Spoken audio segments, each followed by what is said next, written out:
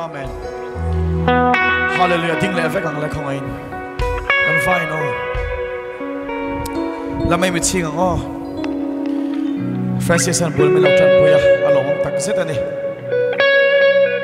Hallelujah. Amen. Voin ta ya po group discussion chatak in nei ti ta kan chia. Pathian he van ro pui em to ro. Hallelujah. Kan kem chung ya rei lo van ma sela. Kan du phot chuan kan tui hal phot chuan lal pan min ti tlai man ngei ngei ti ka chiang ani. Zan khat le ka po min khoi thei ti ka sia. He kem chung a eng ma kan ni theilo kan ti ni chuan ke ma ni lamanyang. Lal pa chin puang tu reng ani. Alamaril dik tak putu te chung achak zia tilang turin khovel song song lal pa mi ta lenga. Hallelujah. Amen. Zaina po min khoi thar le don ani. Hallelujah. Amen. Trong trai hoi la kan ne nuam khop mai. Mi then kan chuan trong trai bora. Then kan chuan cham tur tam kan nei la fa. Eng po ni ro se. Kan amen na kan trong trai le thina. Trong trai na nei le la kan du da va.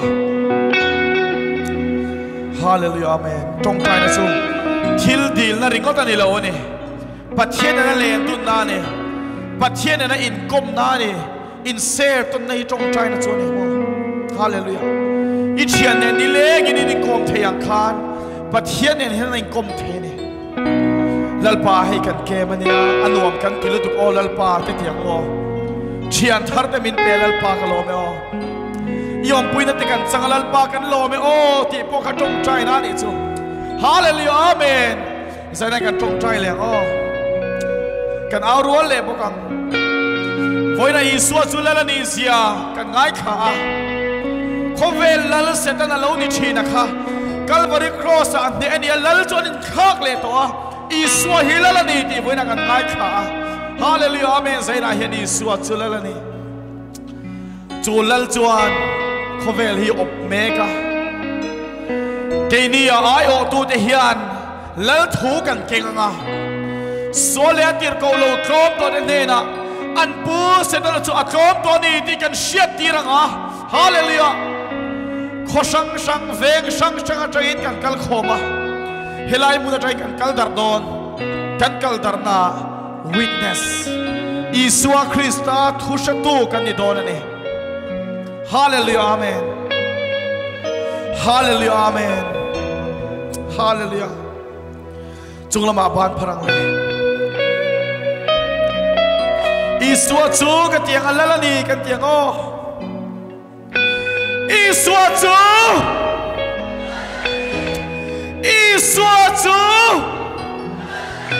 Nazareth Isua Krista chu. Lalpa kan fakat se ka tiang tu chiang doi ron ti ve do ni o. Lalpa kan fakat se. Kan orol to pini out ya. Lalpa kan fakat se. Lalpa kan joy mo itse. Lalpa kan lome. Isua Krista lam jangkani. Isua Krista